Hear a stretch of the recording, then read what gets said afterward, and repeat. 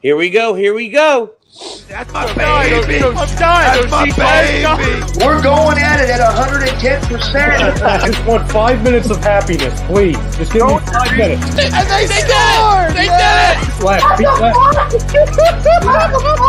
What the hell was that? Oh, yeah! What the fuck are you talking about?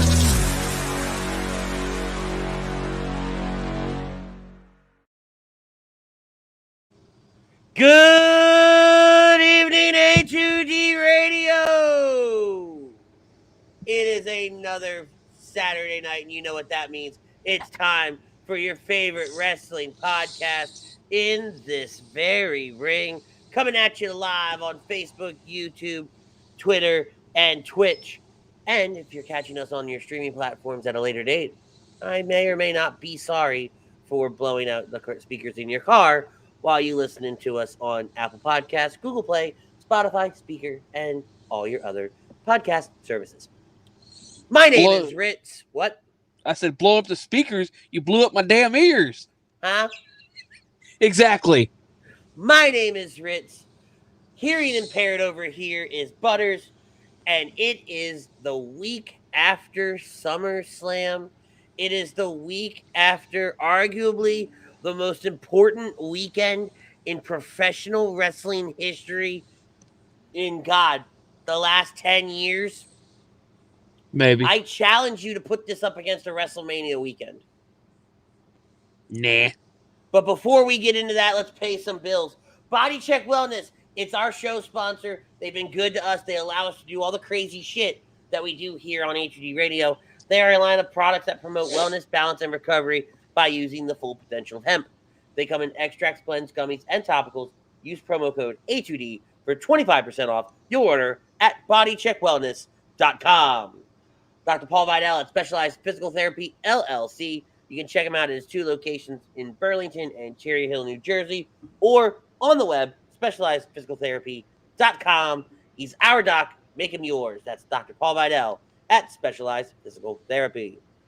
Sunrise Detox and the Counseling Center. I almost called it the Sunrise Center. Many of us in our families deal with mental health and addiction issues. We're happy to support the Counseling Center and Sunrise Detox. If you need help, please call 856-651-8117. Alan Foy of eXp Realty. If you're looking to buy or sell a home, change in career brokerage, contact Alan Foy of eXp Realty, LLC at 302-682-8820. And ladies and gentlemen, hold on, back up. Oh, Body Check was apparently 25% off, and I have 20. I'm dumb. Hey, no comment. I quit. But you know what's hysterical? Hold on. Let's back up for a second, though. I said 25% off because I read it from my cheat sheet over here for the reads. I don't know why that says 20. I didn't do it. I just worked Somebody gonna be in trouble. No, that's from my folder, the In This Very Ring folder over here. So at some point I had it 20% off. Now I want to go back and be like, how many times did I screw that piece up? Right, quick. I don't know what you guys are talking about. It's 25% off. What it says. So it always says. Sure. Let me go back on the show and clip that one for you. Bite me, okay? Bite my shiny metal ass.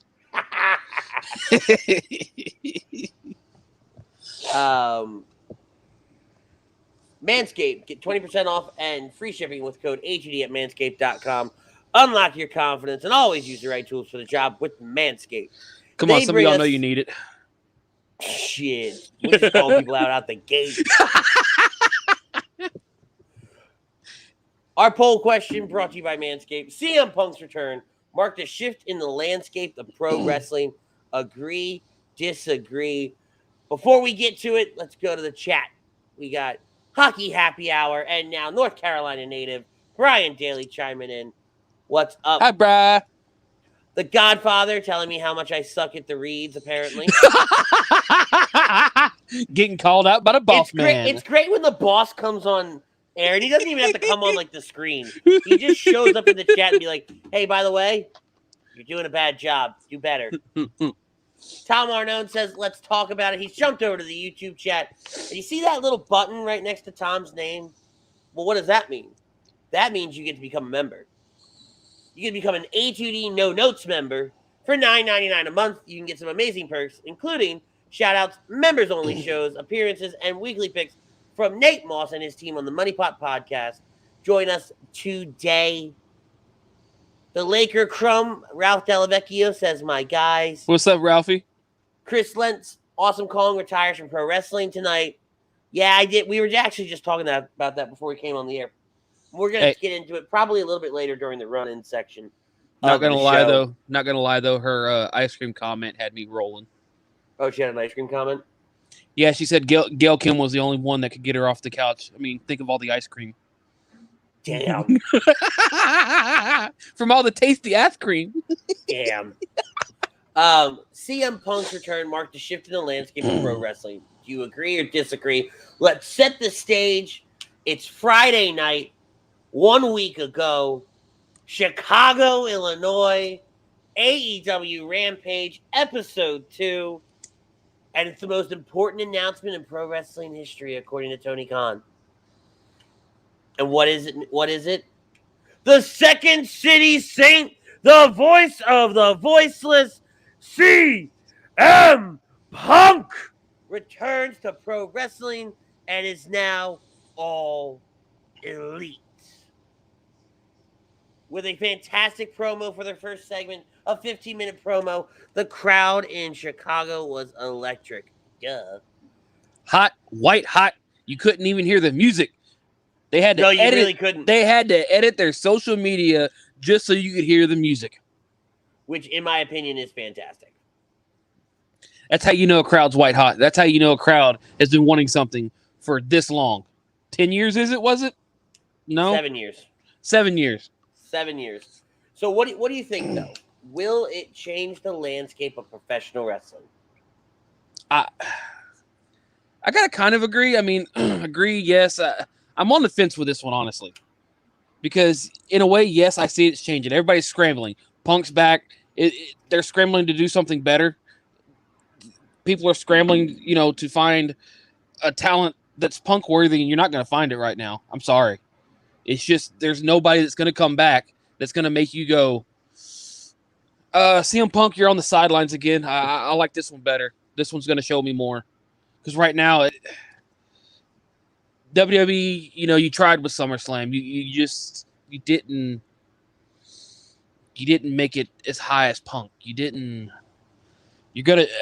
Everybody's going to try.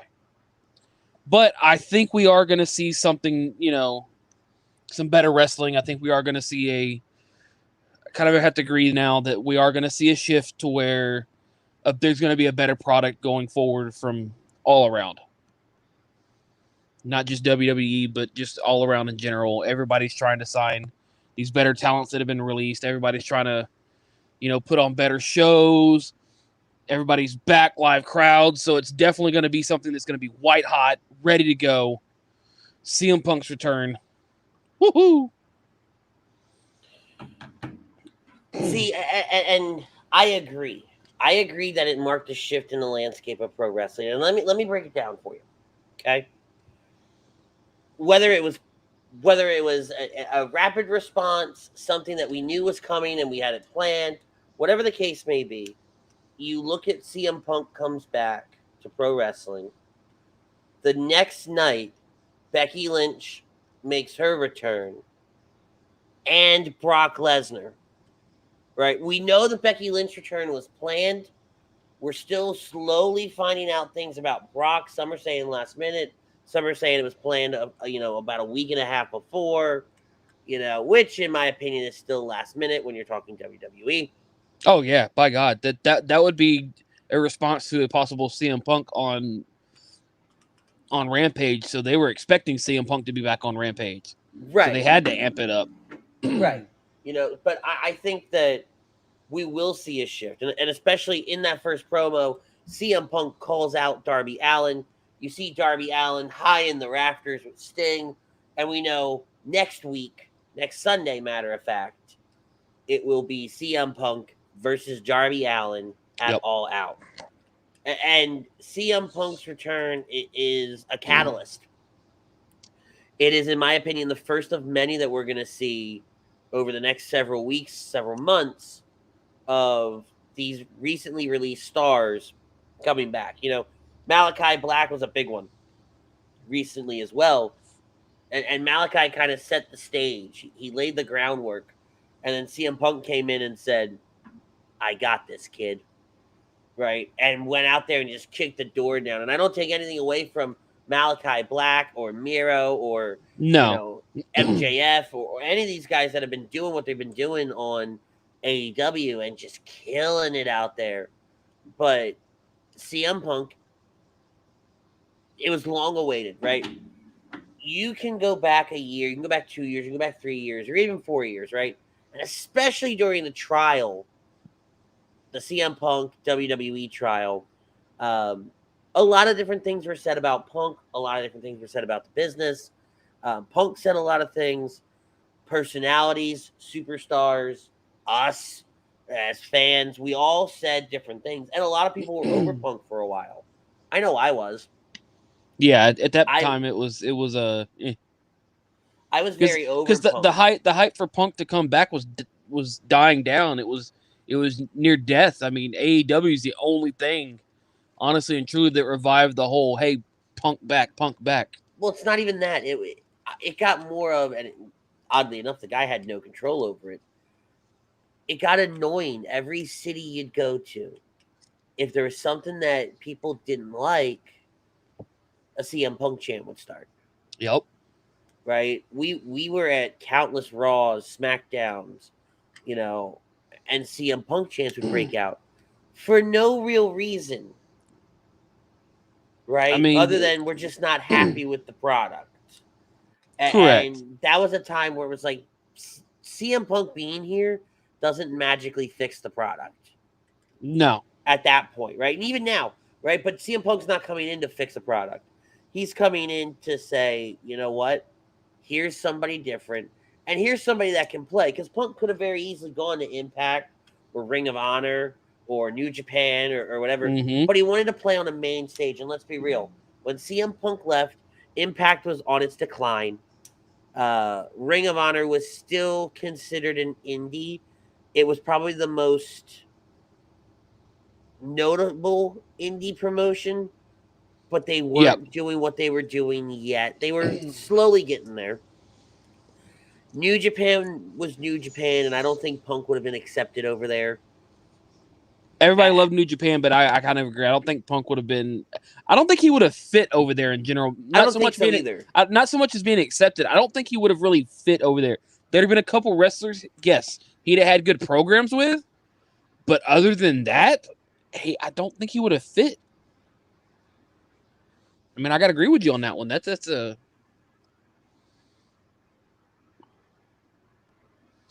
But that's Sorry.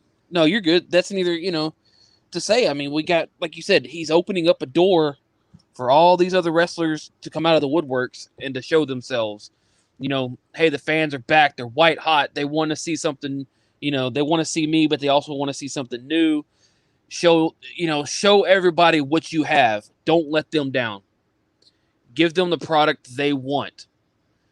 We're having, they're teasing potentially Braun Strowman to Impact. He's now calling himself Titan. God, I quit. So, hey, let's see what we can do over at Impact with him. AEW, you're fixing to get potentially Daniel Bryan, Bray Wyatt. With Bray Wyatt's mind, who the hell knows what he's going to do? Because he's got a great mind for creative. His creative process is so far out there. It's great. So at the end of the day, Punk kicking that door down, it's a great thing for wrestling right now. 100%. 100,000,000%. It's a great time for wrestling. And honestly, him coming back happened at the right time. Yes. Right. The right time, the right moment, obviously the right city, with the right company too. It's I'm not sitting here and saying CM Punk is the thing that is gonna fix the professional wrestling world. No, absolutely not. But if you were to ever tell me we're gonna book the return of CM Punk, this is the environment I want him in. Mm-hmm. You want the crowds back, number one. Number one, not crowds back, right? That's a given, right? But you want him in a company that has no, I don't want to say negative press because they do have a little bit of negative press, but they're still growing. They're fairly new. Correct. You know, so there's a lot of I said leeway. I said it last Saturday. I give them 5 years. They've only been around, what, 2? Give them another 3 years, and then I'll decide, how I like the product as a whole. Yeah, Frank Vespi says, "Hey, yo, sorry to bother you at work. Watching Punk's return gave me straight chills. Looking forward to his return match against Darby.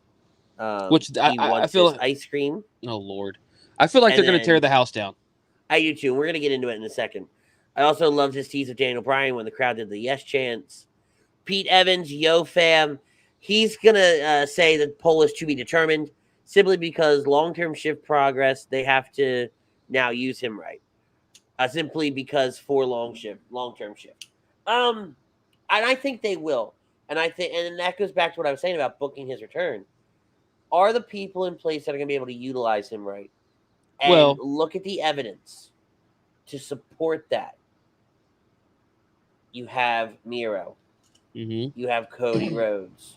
You have, look at all the former WWE guys, Malachi Black, that are essentially like a staple of what AEW can do for WWE. One, the WWE talent, but two, for a professional wrestler.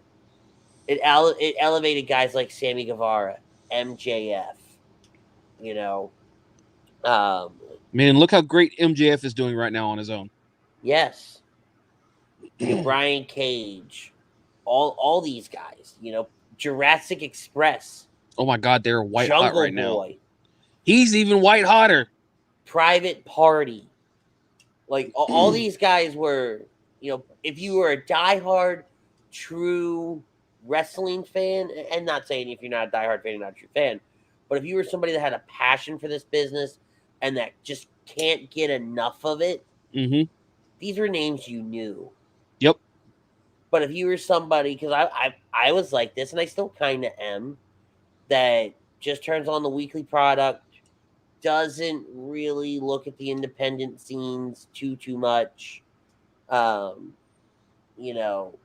only really pays attention to people when stuff is sent to them, then you don't know who these people were until AEW. Yeah. So, and this pains me to say it, I think they utilize their older talent better. Right? Arn Anderson, Jake Roberts, Sting, Flair, when they're not needing them to wrestle to put on matches. They're just wanting them there to kind of help put over the younger talent. And Sting wrestles, but it's always in some sort of tag match. He may have had one or two one-on-ones, but there's a purpose behind it. It's not just because, I'm going to go fight Sting. Oh, time to make me money. Yeah, no, it's meant to further a storyline, not just make the money. There's purpose behind it. Correct. So I'm very, very okay with it. But now I want to ask the all-important question. Greg Milakovic chiming in. What's up, guys? What up, Greg? And he agrees to the poll. The landscape is definitely a changing. Get his comment off of there and turn that off for a second. So CM Punk's return. Mm-hmm. Walk me through you watching it.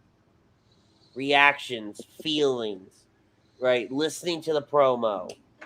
So I'm at work on lunch and I see the headline, CM Punk returns. I said, "Oh boy," I was a little excited. So I find the promo. They have it clipped up already. First thing I notice, crowd's white hot. I can't hear shit other than the crowd.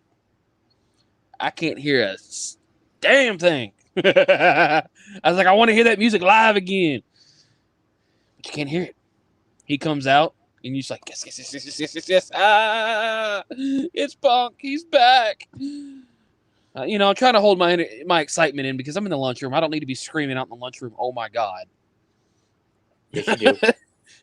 True, but, still. I don't need people looking at me like I'm a dodo here. But listening to that promo, I had some chills, a few laughs, the few jabs at WWE.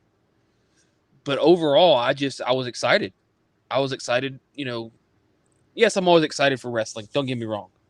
But now I was even more excited because Punk's back. Him and Darby's going to be great. The whole just him taking it in with the crowd. Taking his time. Uh-oh. Oh, boy. The legend is back. Oh, you were missed last week. We had people asking for Butter's mom. Don't you start, boy. Where's Damien? Damien! Well, continue. Walk me through it. But him taking his time, I'm like, at first I'm like, he gonna get to the ring, or you know what? Screw this. I like him taking his time.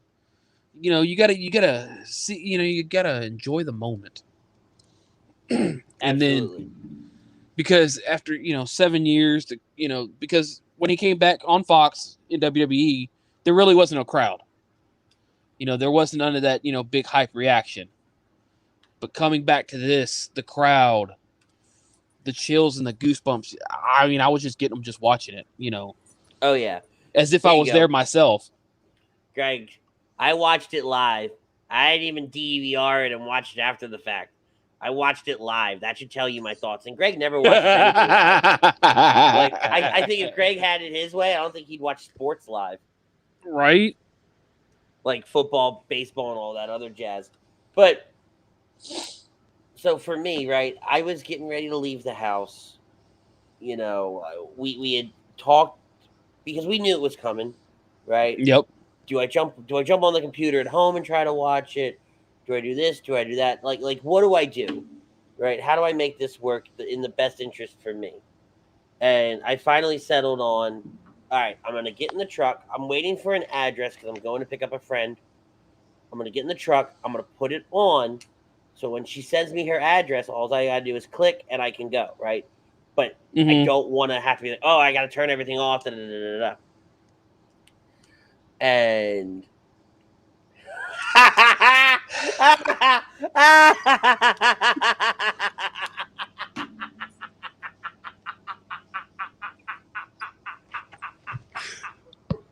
your mom's like my hero. Your mom writes, if you're in the lunchroom hollering, oh my God, I hope your hands are on top of the table.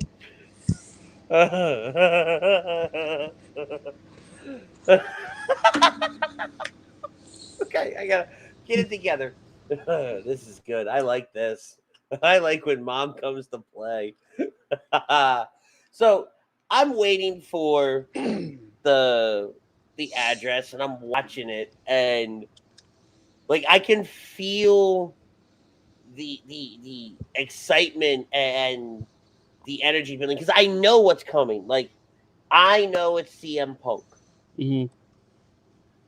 But there's that fear in me because I've been a WWE fan for the past 22 years.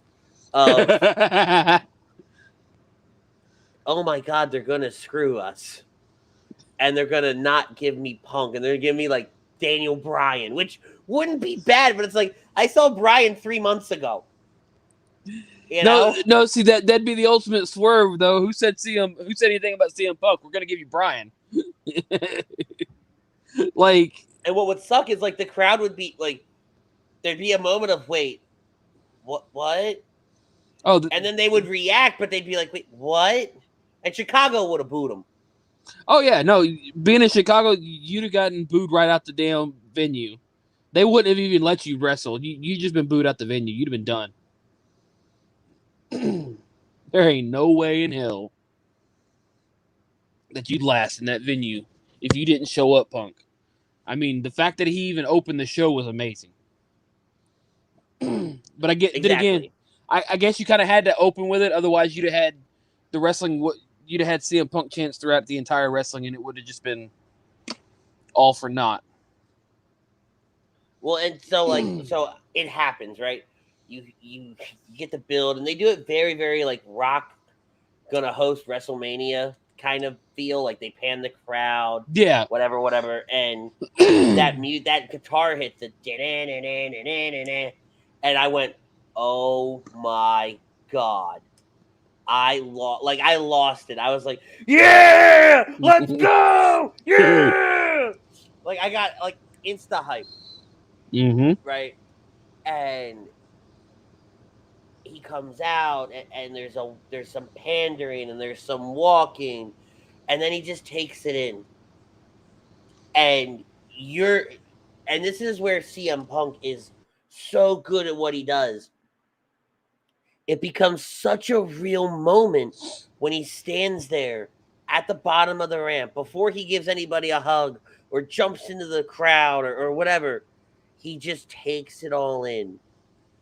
And you're with him in that moment.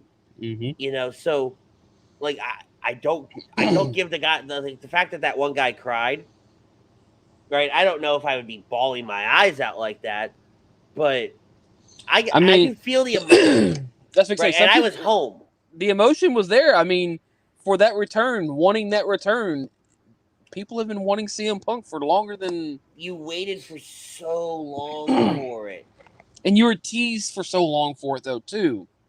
Right, you know, and I remember because WWE Backstage was pre-COVID, so karaoke nights were on Tuesdays, and I remember being at Baker Street. I just finished singing. I don't remember the song. Don't ask. And I looked up and they had Fox Sports on every Tuesday.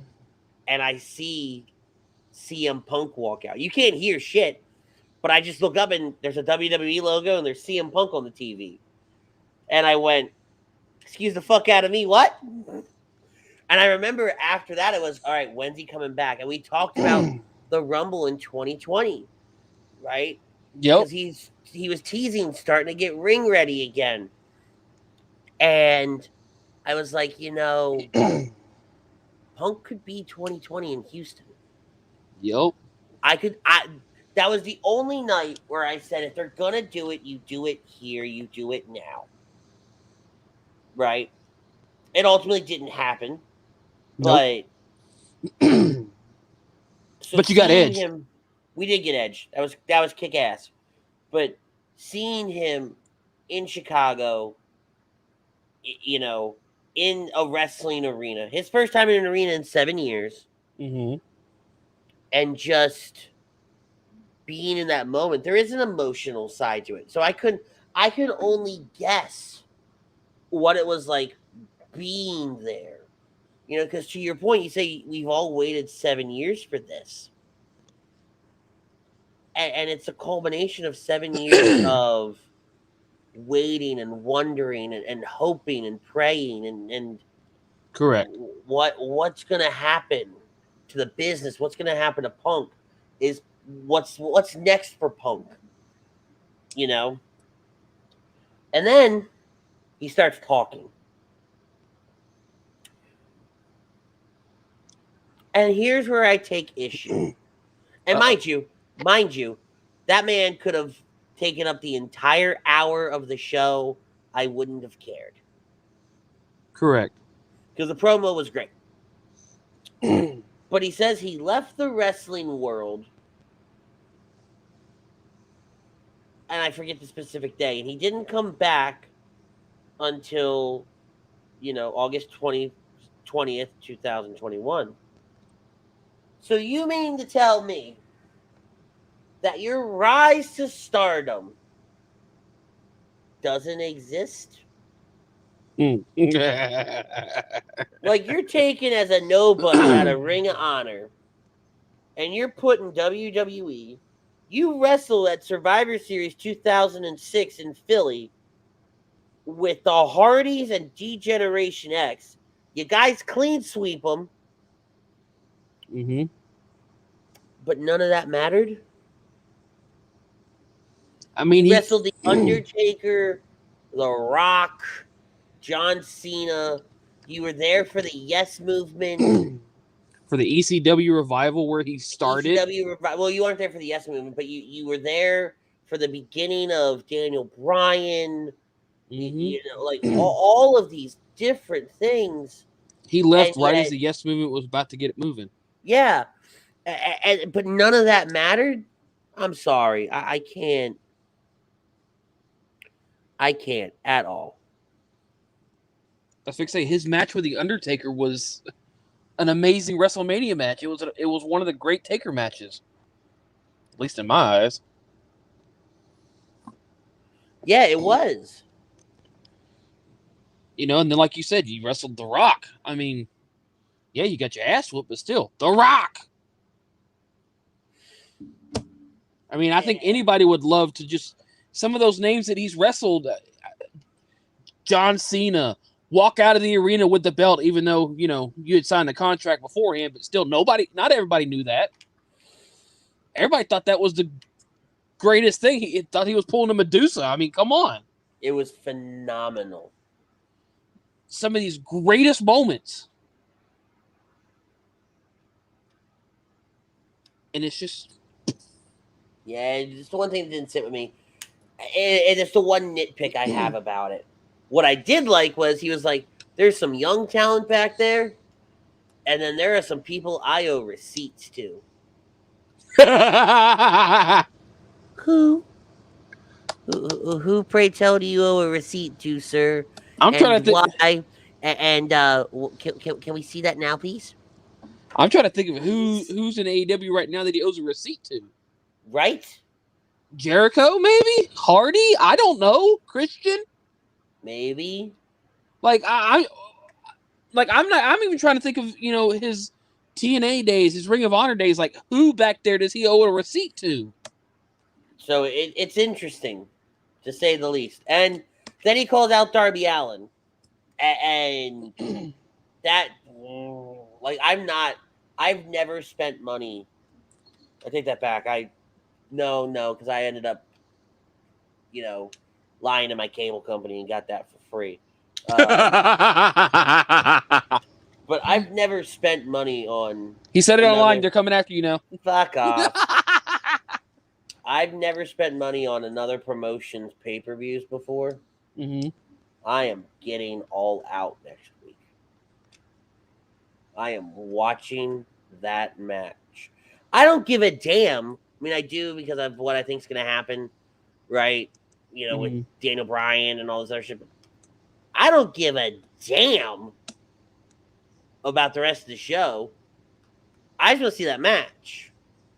And it's not a knock on anybody, any human being whatsoever. I just want to see CM Punk wrestle. Because the biggest question on everybody's mind, can he still go?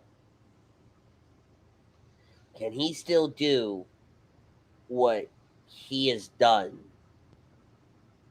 in the past, in the now? And then the other biggest question I've gotten from a few people I've talked to, a couple coworkers, who's going over? Who's making the win? It has to be Punk. See, that's what I'm thinking. But another, you know, it's like you have this big match with Darby. What happens with Darby if, you know... Not a damn thing. I mean, is it because he's got Sting in his corner? I think so. You know, yes, Punk should pick up the win, but man, when you're looking at this match, you're going, who's going over? Who's going to get that win? Who's going to... If Punk loses, does this take the steam out? I don't think it does.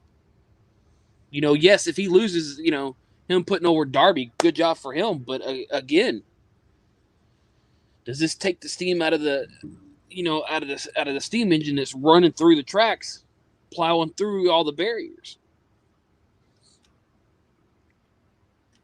For me, I gotta say Punk takes the win here. I think Darby will take the series because I think these guys will go, 3 matches. I think Darby takes the series, but in Chicago, in his first match back in 7 years, you can't have Punk lose. But Darby's going to take him to the brink. Darby's going to make him work for it. Oh, yeah. So that's my thought on that. But enough about CM Punk. There will be more to talk about him Punk. in the coming months and weeks and days. Punk. But, and honestly, not a whole lot else from AEW.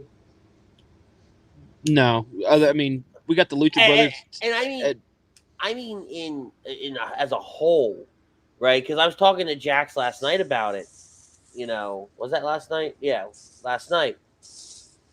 Or maybe it was Wednesday. Who cares? I was talking to Jax the other day, and it's like a Raw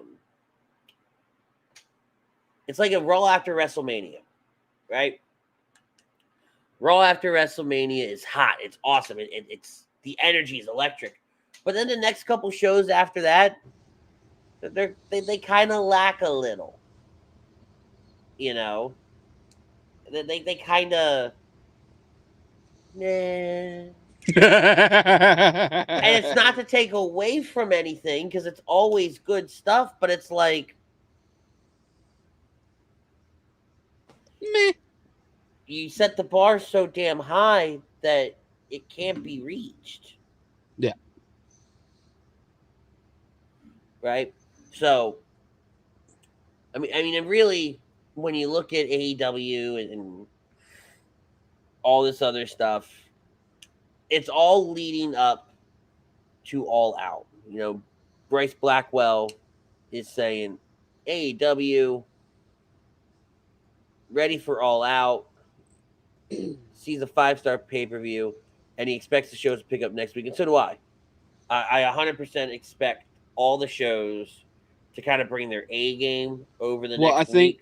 Well, I think this week, I want to say Rampage has already been taped. Dynamite might be live, but I think they taped up a good chunk of it up to All Out. Which is fine. I think Dynamite might be live, but I mean, I guess it's a good thing just to get everybody, rested and ready for All Out to put on. Like Bryce says, a 5-star pay-per-view. Yeah. And especially all right, so if you missed it, we covered SummerSlam last week. And arguably one of my most, I had so much fun last week. Oh, I did too. We were on the air for almost 5 hours. Not watching it at home without any commentary was crazy. You were having to pay so much more attention than normal. And we did a lot of talking. We talked for 4 hours and 40 minutes. It's so funny. I was telling my directors at work, I was like, yeah, we did that live show Friday, Saturday night. We had some really good numbers. And somebody said something. I was like, yeah, I was on the air for about 4 hours and 40 minutes. And they all looked at me, and one of my directors said, I can barely talk about football for an hour and a half consistently. And you talked about a scripted show for 4.5 hours. I was like, yeah. And almost in unison, they were all like, how? Well, it's real simple. You talk about what's happening in the ring. Where does it go from here? Right? It's no different than when you watch your favorite television drama, weekly, your weekly episodic TV, and it's like, all right, I just watched Arrow. Oliver just died. Spoiler alert. Where do they go from here? What is Roz going to do? I remember that finale. Mm-hmm. I remember having those conversations, and it's no different when you watch wrestling and we do what we do. But we were talking about it last, last week how it was a really solid show. They brought their A game last week, and we really hadn't seen it from WWE in a while. And now, in hindsight, looking back, especially after having SmackDown last night, the Becky Lynch thing makes a little bit more sense than it did in the moment because, well, I was pissed. We all were. But it makes more sense now. Even our comment section was blowing the hell up. Oh my God, people hated it. I had people that I was texting privately or separately from our chats. Same here. Because I stopped texting them. They jumped in the chats. Same here. I was texting one person because he wasn't exactly happy about the Becky part either, or the pay-per-view as a whole. But Becky Lynch did return. I was very, very glad to see her come back. I think she definitely was well received. And even with her winning, right, initially people cheered. People lost their mind. It wouldn't be until later that people were like, wait a minute, though. That just happened? Oh, no! You know what I mean? It's one thing to make a return, but it's another to make Bianca lose it in 28 seconds. At least give us a match, damn it. And we covered SummerSlam a lot last week. Obviously we have our live reactions, everything like that. So, do you have a favorite moment? What's your favorite moment from last week? We'll do it real quick. Favorite moment, least favorite moment. I'd say favorite moment had to be Brock's return. I was actually more excited about that than anything. Yeah, that shocked me. That got me good. I'd say the least favorite was the ending to the Goldberg match. Okay. I mean, I feel like it's just a cheesy way to end it. I get it. There's no other better way to end it without Bobby full on just blowing Goldberg out, but just my knee, I can't go. Come on now, ref. Or come on. And then you have Silverberg get in the ring and, try to Silverberg. Stop Bobby from beating his daddy down. Come on now. Is it really bad that I just thought of Silverbolt from Beast Wars, the Transformers show when we were kids? Silverbird.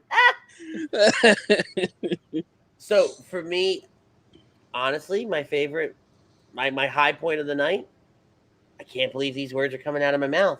Uh-oh. Roman John Cena. Great match. Great match, great story. It leads into Brock coming back, but it was just, everything was done right. You thought Cena had him a few times. Mm-hmm. Right? I remember us going back and forth. Cena's got it. And he didn't, but, it was just so good. Low point of the night, man. When you look at everything as a whole, and taking out some of the dumbass segments here and there, I think the Jinder Mahal Drew McIntyre match was a low point. I mean, I guess you could almost say that was the match to if you needed a bathroom break. Jesus Christ. I'm not putting it on screen. Oh, mother. Oh, what am I going to do with you? I'm going to get her a Christmas present. Your mom's on the Christmas card list. Oh, dear sweet baby Jesus. But the Jinder Mahal Drew McIntyre, and I think, I think that was a bathroom match. I didn't care about that match going into it. They have those idiots come down to the ring afterwards, and he scares them off with a sword. I don't care.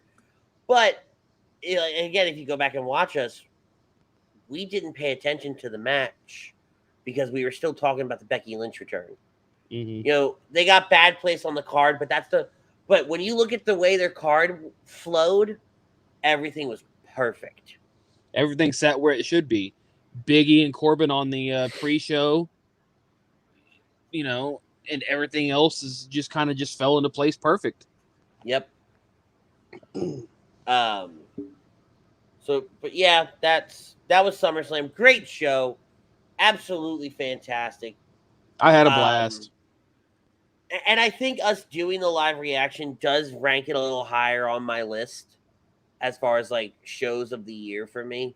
Like Mhm. that's probably my take. Not I don't mean just in this very ring. I mean wrestling shows. That was a damn good show. Yeah. You know. They're starting to up their game now that we got live crowds back, I think is what it which is. they should. Which they should. NXT TakeOver 36. The next night. Okay. TakeOver. So if you go back to the last takeover that they had, okay. Mm-hmm. Not the last takeover, I'm sorry. Whenever the ladder match for the $1 million title was. I think it was last takeover. Was it a takeover or was it the Great American Bash? It was whatever their last pay-per-view style event was. I hated that match. Why? Because Knight won? No, not even that. It was just boring. It was underwhelming. Was it because it was a ladder match or just because it was just I didn't care. Okay. Right? I was just trying to get an idea as to like what part of the, what made the match, I just think they underperformed. Okay. They could have done better. In which they did with this match. They did 100%. This match was so much better. Like I watched it and I was like, I'm very invested here. Even with DiBiase at ringside, it made it a little. And DiBiase played the right role. Yeah. I mean, hell, when he got involved at the end, I popped. It's DiBiase. Come on now. Well, yeah, Frank, Frank, and Ryan were working on a couple of things for HD Radio, and I had it on in the side, and we were having a pretty serious conversation. But when it happened, I just shouted at the top of my lungs, $1 million dream! $1 million dream! And they're going, what the fuck? I wish I wouldn't have worked that. I wish I wouldn't have worked. Oh my god, I would have loved it. Raquel and Dakota did really well too. I'm glad that Raquel won still. Mm-hmm. Because having Kaylee Ray come out afterwards, that fits that narrative. Kaylee Ray coming out and staring down Dakota Kai doesn't work there. True, and it sets up for potentially Kaylee taking it off of Dakota because there's your challenger that could potentially take it off. But then, arguably, the match of the night, the match of the weekend, the match of the year, Walter versus Dragunov. Oh my god. Ilja Dragunov. Oh my god, that match. And that tiny little bastard won. And it was phenomenal. What I loved was, like I said, we were working on some things, so like I was split paying attention at a certain point. Yeah. But Walter's hitting him with forearms to the head, throws him up against the ropes, and then big boots him in the face. And as soon as he hits him, crack!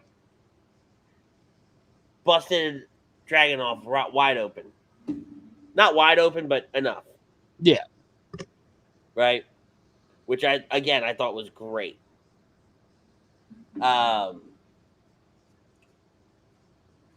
And then Adam Cole, Kyle O'Reilly.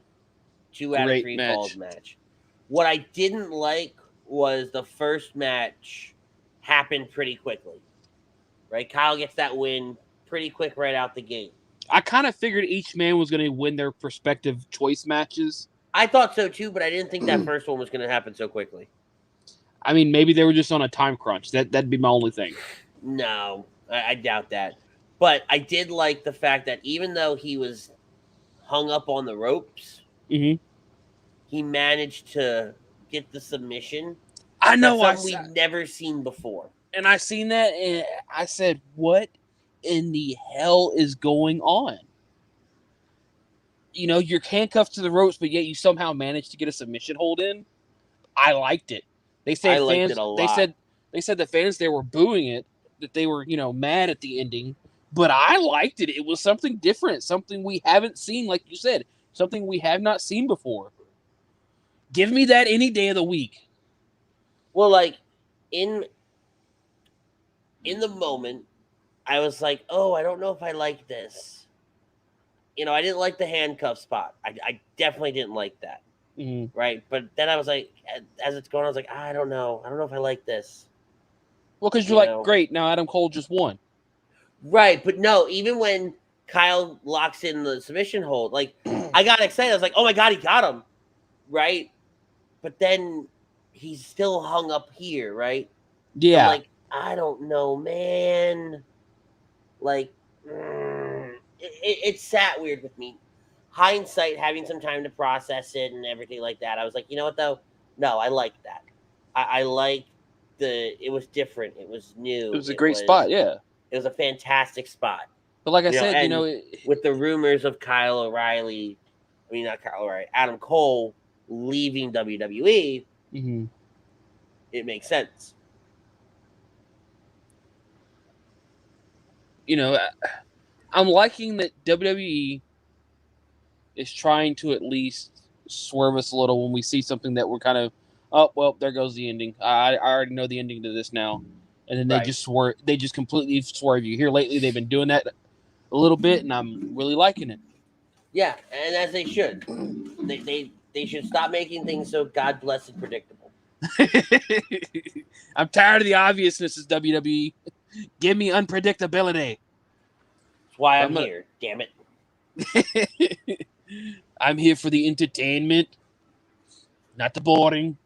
And then Joe Karrion Kross, and he hit a fucking muscle buster. Joe. Hey, Patrick, what's up, buddy? Joe is your first ever 3-time NXT champion. And it's phenomenal. Like, truly just phenomenal. Big time. I loved it. The match was what I thought it would be. A little weird not having Scarlett out there. I know a lot of people were hating that. Well, she's apparently not. She's not cleared to come out. She's not cleared to do. For some reason, she's not cleared for anything right now. Right. So something's going on with her, just like Sasha Banks, that neither one of them are cleared. Nobody knows what's going on. Everybody's just taking wild guesses. And then what sucks is Karrion Kross shows up the next night on Raw looking like a Knights of the Round Table met Demolition. Oh, you mean like a character out of Mad Max? That too. But yes, oh God, I put my phone down. I seen that and I said I'm done. You know what's crazy though? Like I look at Raw and even SmackDown. Mm-hmm. They do a really good job of setting some things up with your major storylines, right? Mm-hmm. Lashley and Sheamus, Damian Priest, Drew McIntyre, like all of that. I don't give a damn about Karrion Kross. I don't give a damn about Logan Paul, but I like the fact of Miz dropping Morrison. Yes, Morrison's time to shine. Yes, like this is what I wanted when he returned after the Rumble. Like, get rid of the drip shit and just give Morrison time to shine. Mm-hmm.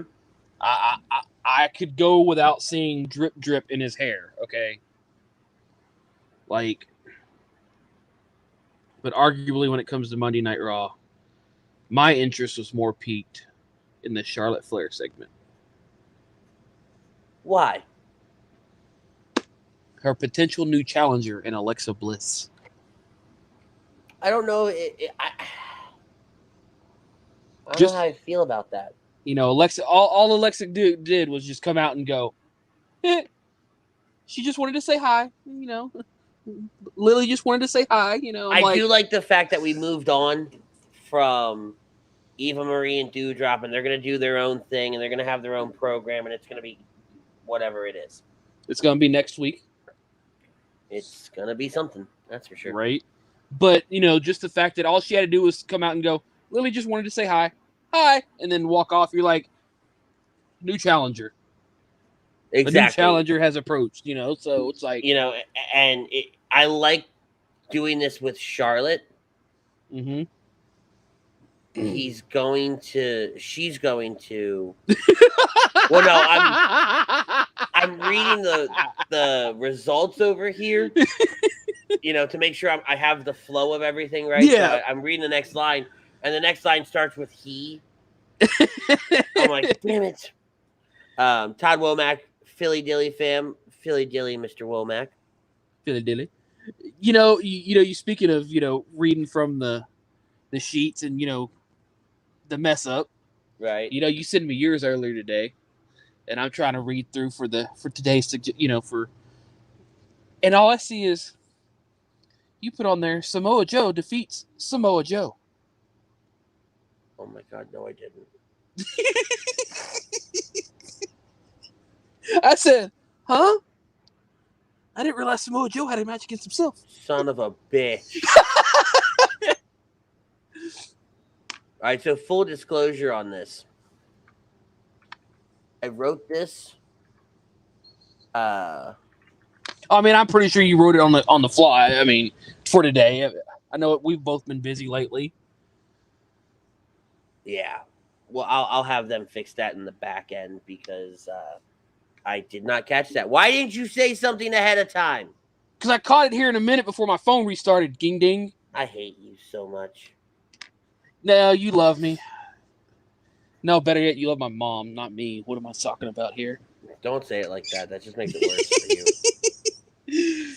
But no, back to Alexa versus Charlotte. I'm more excited to see this, and of course, it's gonna be supernatural Alexa versus the Queen, which I like. I like the idea of that, but I just hope it's done right.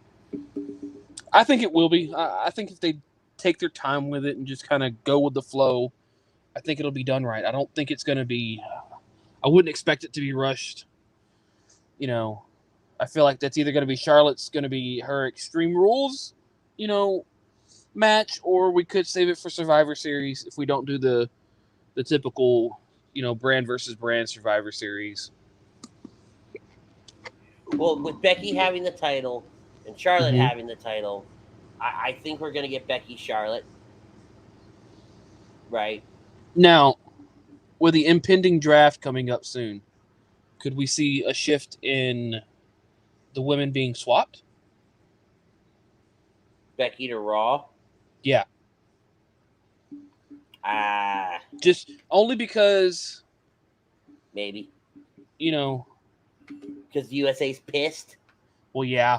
SmackDown's getting a whole lot more heavy hitters. Yeah, USA's through the moon. God. Through the moon ain't the word. And then you look over at SmackDown. Mm-hmm. Past the very first segment of the show, and mind you, I'm still getting caught up on some stuff.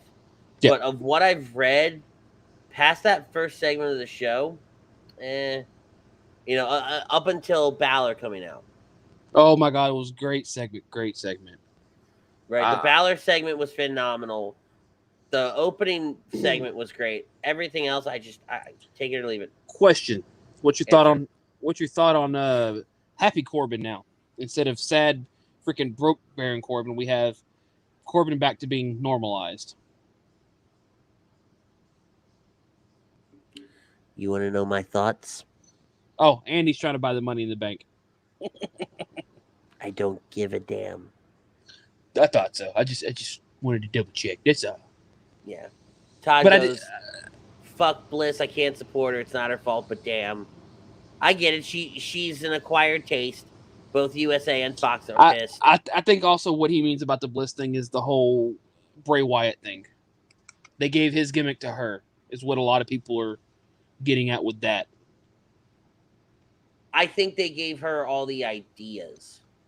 Well, yeah. Because I think, and take this how you will. Mm-hmm. No, not many people are going to like what's going to come out of my mouth. And not many people do, but still. Good point. When Brody Lee died, you could see how it affected Bray. Yep. And his little bit at WrestleMania, I think, was just to tie up loose ends and let him go get himself right. Problem is, WWE needed to do something with Alexa. They just turned her. You can't plan for someone to die. No, you can't. So they put all the stuff they were going to do with Bray into Alexa. Yep. And that took off. People got behind it. People liked it. I liked it. I still like it. The doll's creepy, but I still like it. Okay. What's creepy is them using the right camera cuts to make that doll livable. It's all creepy as hell. The Usos locking out Paul Heyman. Oh, you knew he was coming. You were doing this on purpose. I'm like, dude, I'm dying here. I like that, and it was smart keeping Brock off TV this week. I don't know if I like having Balor come out and be Roman's opponent, knowing that Brock's waiting in the wings. Mm-hmm. But it was smart keeping him off TV because now you create this dynamic of Paul's going to get excommunicated. Right? Where does Paul's loyalty lie? So I really like that. That's very interesting to me. Build it up. Yeah. But honestly, I swear to God, I take nothing else from SmackDown this week. What do you got for running? For running, let me see. I really don't have anything. I usually try to save stuff on my phone throughout the week of stuff that might have happened, stuff that might be worth looking at throughout the week of wrestling.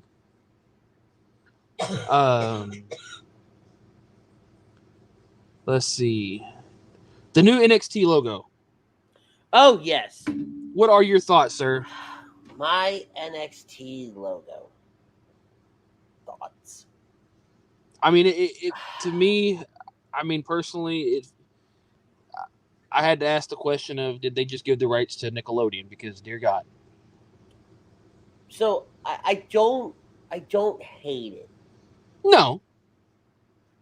It does kind of screw up. If you think about it, Raw's always been the red and yellow. I mean, the red and white. Or the black and red, however, whatever you look at. Black and red. SmackDown, blue and white. NXT was always black and gold. Mm-hmm.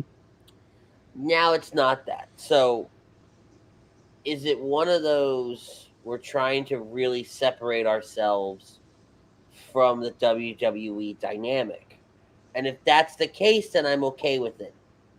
Right? We're supposed to get new NXT. We're supposed to get a different feel from NXT. And personally, I think it needs a change. The logo was fine, right? Yeah. The color scheme was fine. It's okay to change the logo. Raw's done it. SmackDown's done it. Everybody's done it, right? But what is on the horizon for them is what's got me concerned, and not necessarily in a bad way, but in a way of you are walking such a thin line right now with NXT. This is something people hold sacred. If you're a WWE fan, NXT was always the place it's always the thing you don't fuck with. Don't fuck with NXT.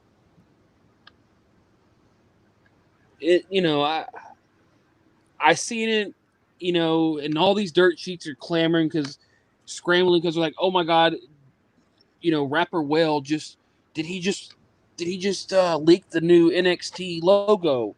And then WWE retweets it. I'm going, it's not a leak, y'all dumbasses. WWE's retweeting it. He put it out when they wanted to put it out. And they're all scrambling saying, no, it's a leak. It's a leak. I don't think it's a leak if WWE retweeted it, you dumb shits. I have to respectfully disagree with you, Bryce. I don't think NXT is dead. Same here. I don't think it is either. NXT, like anything, right? There are highs and there are lows, and it's like any football team. You have a reconstruction phase. You're rebuilding. Your top tier talent has left, and unfortunately, there's no system feeding into NXT like you have for Raw and SmackDown, where all right, we're just gonna pull from NXT. Hold on, I'm going somewhere with this. Okay. Right? Yeah, you have the independents and everything like that, but there's really nobody in the independents that are ready. You know what I mean? That haven't already committed in one way, shape, or form. The only people they've been pulling from lately is UK though. Right. Which I'm okay with though. Mm-hmm. Right? Bring them over here, expose them to a different audience. Correct. But in doing so, you want a different feel. There's gonna be a different feel to NXT. I won't say it's dead. Okay? No. Not by a long shot. And I'm not gonna put blame on one individual. We're not gonna make this a Vince McMahon screwed up. We're not gonna make this a whatever. Okay? But they haven't. All they've done is release a logo. If you think that a company is dead because of a logo change, yep, I'm just gonna leave it at that. There's say a lot that a company is dead because of a logo change, you were never invested in the first place, and that's my opinion. A logo change. That's not a shot. That's not a shot at anybody in the chat. No. Okay. Right. But if you're concerned about a logo change, you've got different. You're just different. For a lot of companies, a logo change is what is needed. A logo change helps that company evolve and push further. I mean, who's to say this doesn't bring in more people? It's a brighter, more vibrant, logo. Ooh, what is that? Why is it so, colorful? Why is it so shiny? Let me take a look.